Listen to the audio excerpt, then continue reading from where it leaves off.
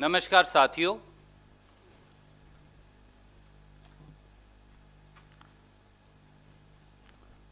आज एक अत्यंत गंभीर और देश की अस्मिता से जुड़े मामले को लेकर हम सब आपके बीच में उपस्थित हैं।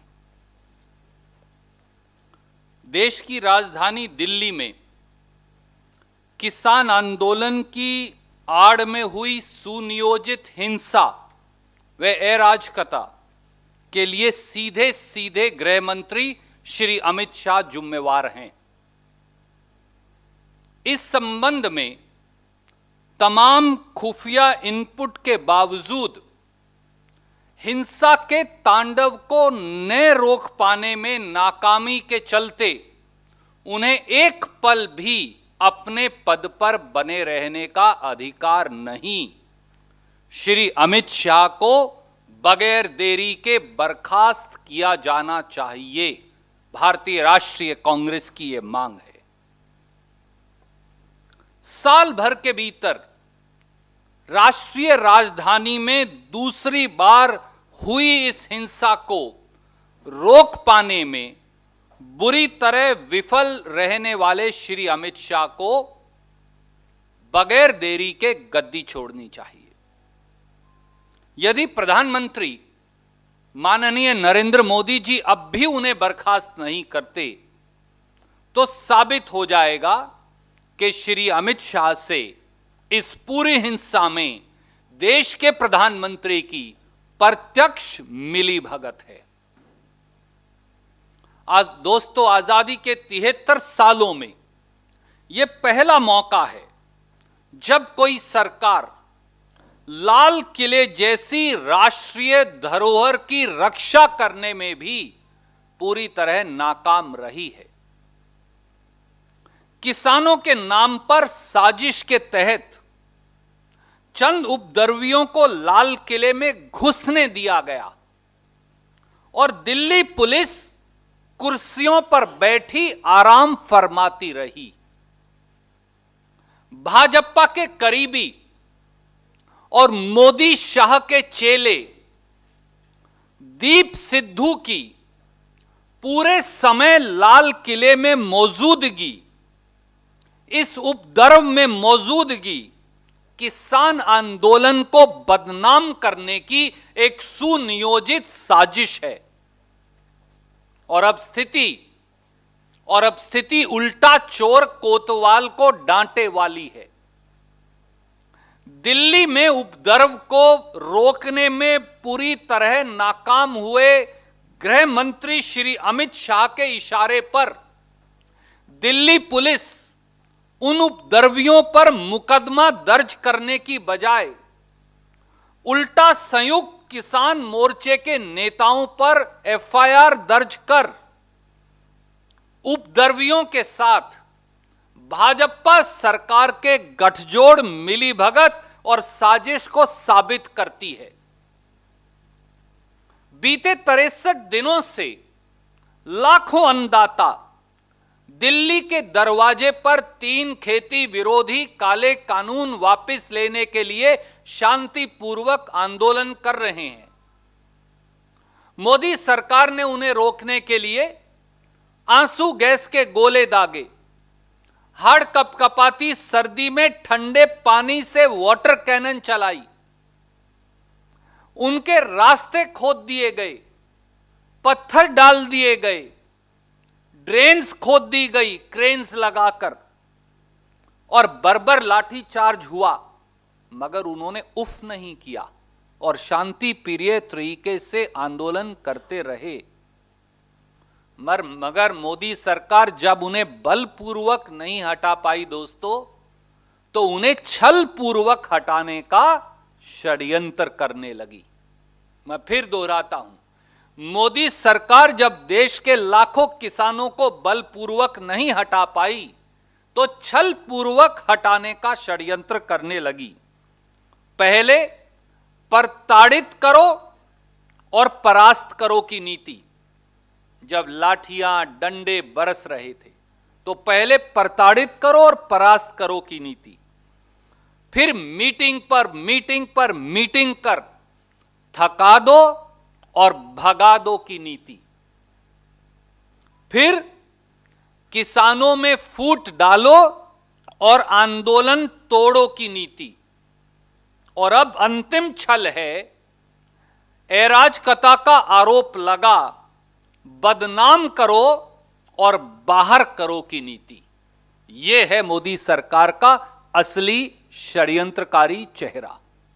मैं फिर दोहराता हूं, पहले प्रताड़ित करो और परास्त करो, फिर मीटिंग पर मीटिंग थका दो और भगा दो, फिर किसानों में फूट डालो और आंदोलन तोड़ो, और अब आखिरी छल है हिंसा का आरोप लगा बदनाम करो और बाहर करो की नीति। साथियों, मैं आपके समक्ष 6-7 बिंदु रखना चाहता हूं देश के समक्ष। सवाल यह है कि जो किसान 63 दिनों से शांतिपूर्ण आंदोलन कर रहे थे, अचानक से ऐसा क्या हुआ कि वो बिफर गए।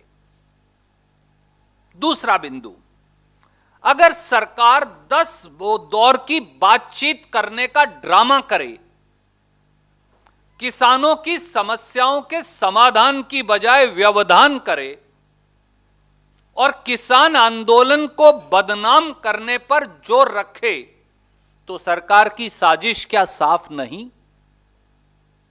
तीसरा बिंदु, सीधा सा सवाल यह है कि 30, 40, 50 ट्रैक्टर लेकर उपद्रवी लाल किले में कैसे घुस गए। चौथा बिंदु, यह किसकी असफलता है अमित शाह जी, इसका जिम्मेवार कौन है। पांचवां बिंदु, लाल किला तो हमारी आजादी का प्रतीक है, कांग्रेस के लाखों रणबांकुरों ने कुर्बानी दी और जेल काटी इसी तिरंगे के लिए। देश के किसान और गरीब के लिए लाल किला और तिरंगा सर्वमान्य है। तो 500-700 हिंसक तत्व लाल किले में कैसे घुस सकते हैं। जो दीप सिद्धू प्रधानमंत्री मोदी और अमित शाह के साथ फोटो खिंचवाकर बैठक साझा करता है, उसे और उसके समर्थकों को लाल किले तक जाने की अनुमति किसने दी।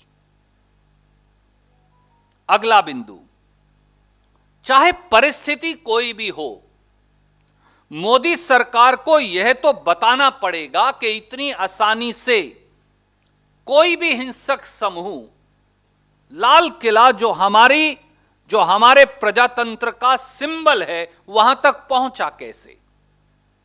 लाल किले की प्राचीर पर चढ़कर झंडा कैसे लगा सकता है। क्या यह साफ नहीं दिखा कि पुलिस कुर्सियों पर बैठकर तमाशा देख रही थी और टेलीविजन कैमरों का मुंह लाल किले की प्राचीर की तरफ मुड़वा रखा था। क्या यह सच्चाई नहीं। अगला बिंदु, किसानों के मुताबिक कल तक 178 किसान इस आंदोलन में दम तोड़ गए। किसानों को हिंसा ही करनी होती तो लाखों किसान 63 दिन से हाड़ कंपकपाती सर्दी में दिल्ली की सीमा पर शांतिपूर्ण तरीके से सत्याग्रह कर न्याय की गुहार क्यों लगा रहे हैं। ये तो पहले दिन हो सकता था। अगला बिंदु, कल से सारे न्यूज चैनलों ने किसान नेताओं और दूसरे लोगों से तो बहुत सारे सवाल पूछे, पर क्या किसी ने गृह मंत्री अमित शाह से इन घटनाओं की जिम्मेदारी लेने के लिए भी कहा। मुझे मालूम है सर, आपने कहा, मैं मेजॉरिटी की बात कर रहा हूं। अगला बिंदु, क्या हिंसा का वातावरण बना यह सब किसान आंदोलन को बदनाम करने की मोदी सरकार की साजिश नहीं। क्या यह दिल्ली दंगों, शाहीन बाग, सीएए विरोधी प्रदर्शनकारियों जवाहरलाल नेहरू यूनिवर्सिटी और दिल्ली यूनिवर्सिटी के छात्रों वाले प्रकरण की पुनर्वृत्ति नहीं। अगला बिंदु, क्या मोदी सरकार, श्री अमित शाह और प्रशासन की कोई जिम्मेवारी नहीं? किसान आंदोलन में अगर कोई हिंसक तत्व षड्यंत्रकारी मंसूबे से घुस गए थे और वो उसके बारे में 24 घंटे से कह रहे थे, तो गुप्तचर एजेंसियों से लेकर, इंटेलिजेंस एजेंसियों से लेकर देश का गृह मंत्रालय क्या कर रहा था? यह विफलता किसान नेताओं की है या दिल्ली की सल्तनत पर बैठे अमित शाह जी की है? क्या इसके लिए गृह मंत्री सीधे जिम्मेदार नहीं? और आखिरी बिंदु, दोस्तों, कल जो हुआ उससे किसको फायदा और किसको नुकसान हुआ, इसी में सारे जवाब छुपे।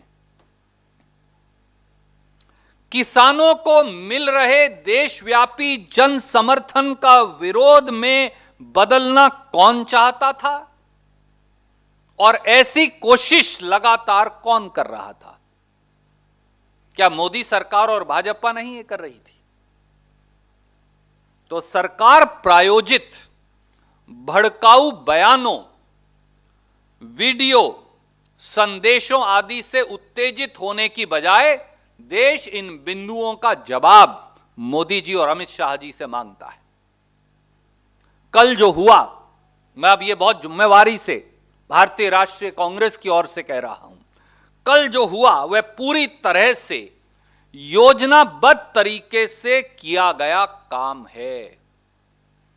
पर यह योजना किसानों की नहीं, बल्कि आंदोलन को बदनाम करने की योजना और साजिश है, जिसे सीधे सीधे मोदी सरकार का समर्थन और संरक्षण प्राप्त है।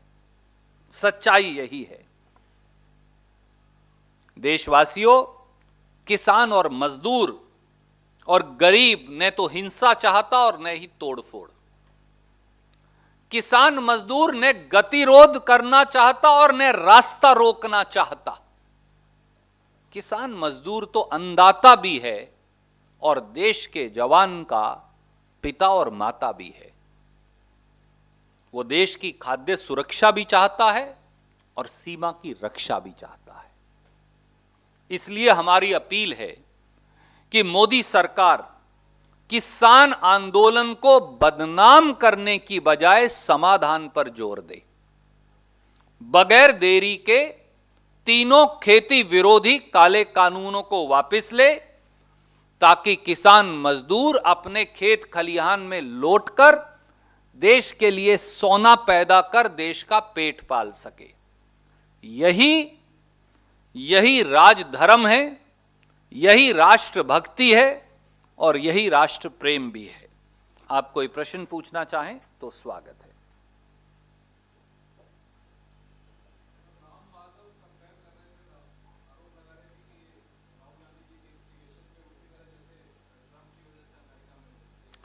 राम माधव जी तो वही व्यक्ति तो हैं जो अब की बार ट्रंप सरकार का नारा लगा रहे थे। ना उन्होंने कभी हल का मूठ पकड़ा, ना कभी खेती की और ना कभी उन्होंने सार्वजनिक जीवन जीकर कठोर परिश्रम करके कुछ पाया या जाना। इसलिए इस प्रकार के अवांछित तत्वों के अवांछित बयानों पर आप ध्यान ना दें, ये मेरी आपसे अपील है।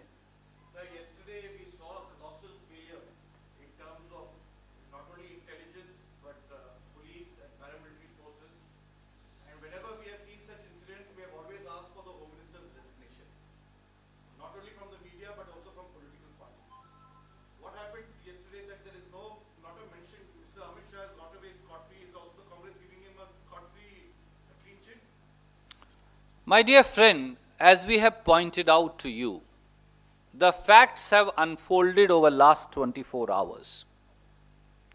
A concerted conspiracy aided and abetted by Modi government took place to malign the entire farmers movement. A set of a set of people with premeditated motive of violence who have nothing to do with the Sanyukt Kisan Morcha. They were permitted to enter the premises, the sanctum sanctorum of the Red Fort, the pride of India, climb onto its columns and put a flag there. This is sacrilege. This is unacceptable. And those who did it, Deep Sidhu and gang, they have been seen in the past cohabiting with Prime Minister of India and Home Minister of India, Shri Narendra Modi and Shri Amit Shah, ample evidence of which is available now in public domain. Instead of arresting them there and then, they were permitted to go back. Now the conspiracy has unfolded completely as Delhi police, which was a mute spectator, as 400 or 500 or 600 people entered the Red Fort and occupied its large portions, with Delhi police taking no action whatsoever. Delhi police, instead of booking those people, arresting those people, is actually registering false cases against the leaders of the joint Sanyukt Kisan Morcha. It's a huge, colossal security lapse and intelligence failure on part of none less than the Home Minister of India, Shri Amit Shah. Shri Amit Shah must be sacked without delay. This is the second time in less than a year that under Shri Amit Shah's leadership, Delhi has been, national capital of Delhi has been pushed to the brink of unabated, unchecked, uncontrolled violence. Did Shri Amit Shah and intelligence agency not know about the open declaration over last 24 to 48 hours by these violent and anti-social elements who segregated themselves from the farmers and expressed their desire that they are going to go up to the Red Fort? What was Shri Amit Shah doing? Was he sleeping? What were the intelligence agencies doing? Were they sleeping?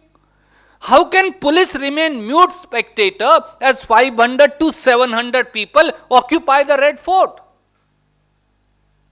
Can such a home minister, who is the weakest home minister in the history of India in last 73 years, be permitted to stay in office even for a single day? Shri Amit Shah must be sacked. And if Prime Minister does not sack him, it will be apparent that Prime Minister Shri Narendra Modi is a part of this concerted conspiracy to malign the farmers' movement.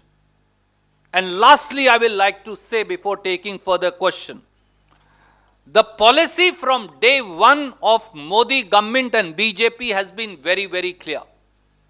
For 63 days now, a few lakh farmers have been sitting on Delhi's borders, on national capital's borders in a peaceful fashion.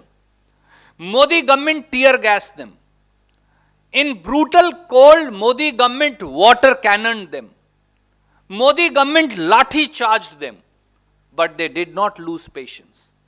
They continued their peaceful satyagrah. So Modi government adopted fourfold policy.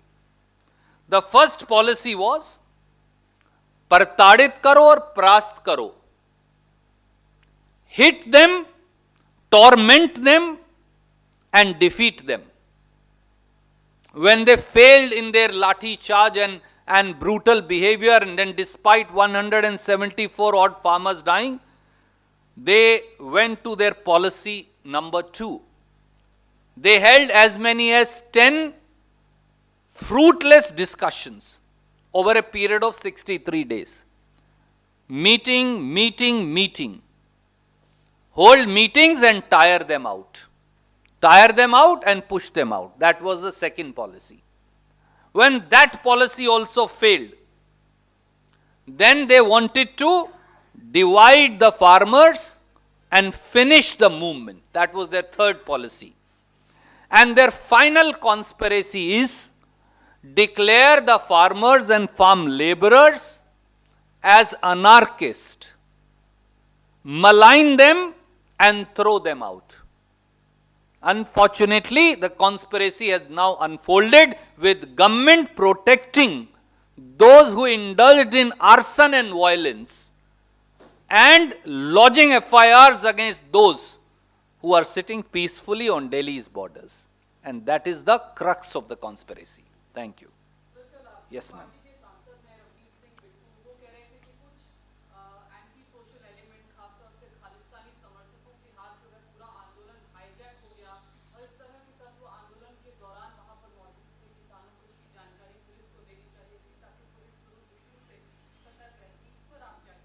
आदरणीय मित्र, अगर आप पिछले 48 घंटे की, और आपका channel वहां होगा, गाजीपुर बॉर्डर की आपकी क्लिपिंग्स निकलवाएंगे तो आप पाएंगे कि जब किसान आंदोलन का मंच बंद हो गया था तो उसके बाद रात को एक इसी अवांछित व्यक्ति ने, जिसे सरकार के गृह मंत्री का संरक्षण है, भाजपा सरकार का संरक्षण है, उन्होंने वो मंच चलाया और एक अलग से कॉल दी कि वो सारे बैरियर तोड़कर जाएंगे।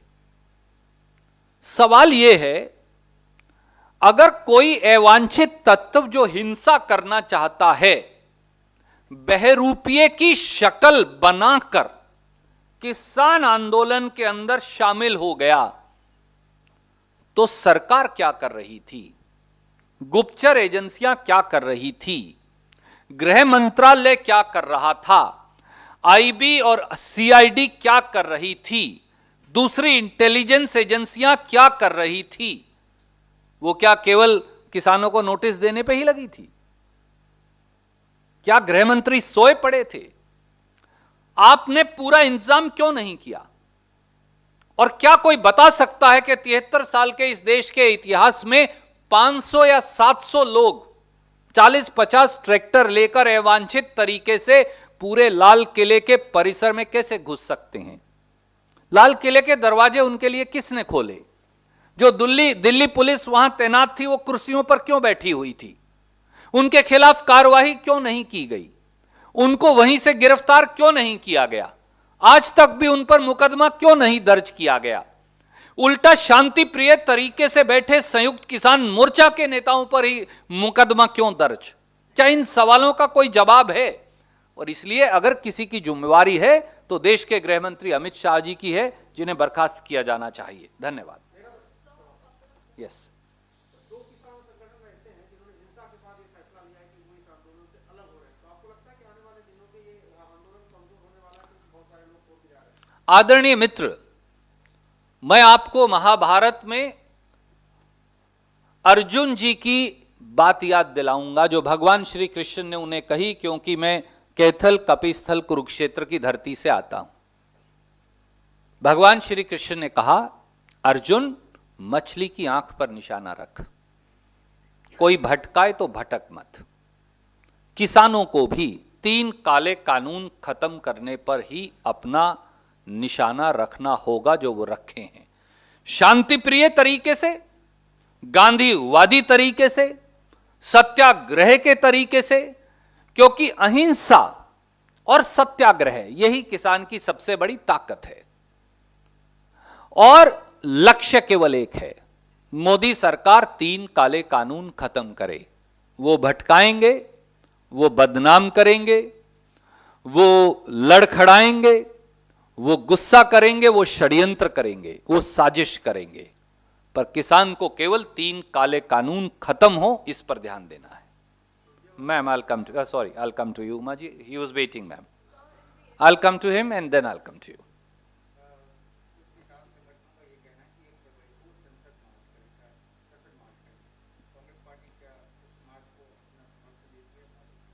मैंने आज किसान संयुक्त मोर्चा का बयान जो अभी शायद जैसे ही पत्रकार वार्ता शुरू हुई, शायद आप नहीं देख पाए होंगे, वो देखा। अभी तक उन्होंने ऐसी कोई घोषणा नहीं की। पहले से ऐसी एक घोषणा थी। आज के हालात में अब वो क्या करेंगे, मुझे लगता है कि हमें कल तक उनके निर्णय का इंतजार करना चाहिए। एक बार वो निर्णय कर लें, कांग्रेस या दूसरे विपक्षी दल क्या करेंगे, किस प्रकार से समर्थन करेंगे या नहीं, मैं उस पर आपको अवश्य उत्तर दूंगा।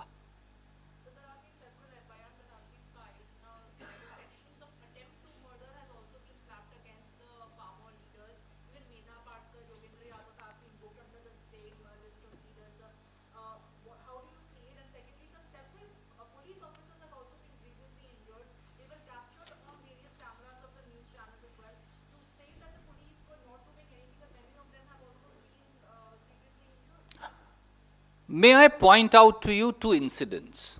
And before that, I'd like to first add two lines. A concerted conspiracy is unfolding to malign the farmers' movement and to push them out and bury the demand for repeal of the 3 anti-agriculture black laws under the din and noise of FIRs and the maligning game that is unfolding, both through selective media as also through BJP supporters. If you saw two incidents, one incident was on the border where police was lathi charging and tear gassing farmers. That was one incident because they were trying to control law and order. I'm sure lots of farmers, and I saw those tractors, the way mercilessly and like animals people were being beaten up. Police duty to implement the law, I give it to them. The other scene we saw was on Red Fort, where a select group of violent mob led by a particular BJP supporter leader seen in the company of Home Minister Amit Shah and Narendra Modi in the past were given a free run. Police was sitting and they were permitted to enter the premises of Red Fort. Gates of Red Fort were opened for them. They were permitted to occupy portions of our Red Fort. They were permitted to even put a flag. And the police took no action. They were permitted to go scot-free. Till today, even a single FIR has not been lodged against Deep Sidhu or others. People responsible for that violent incident. Why this double standard? The reason is only one. A concerted conspiracy is being done to malign the movement of farmers against the 3 black laws and to bury them in the din and noise of FIRs and the maligning game, noise of which is being unfolding through BJP quarters. Thank you.